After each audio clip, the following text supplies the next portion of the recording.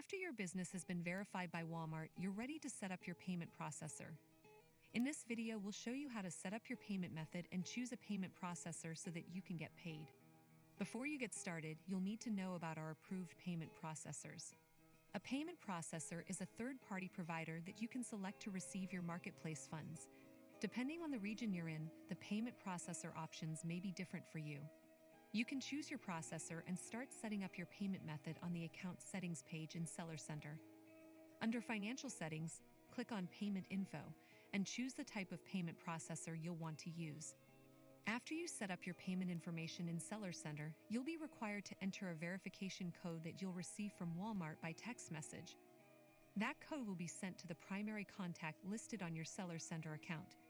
Type the verification code you received and choose Continue. If you're a new marketplace seller, you'll have a temporary payment hold placed on your account once you start selling on Walmart Marketplace. Your payments for each of your shipped orders will be delayed up to 14 days or 21 days if you're an international seller until 90 days have passed since your first order was shipped and you've received $7,500 in payments. You'll receive your payments through an electronic funds transfer. Walmart will then transfer those funds to your chosen payment processor. You also have the option to choose different payment methods offered by your payment processor. Once your account is approved, payments will occur every 14 days.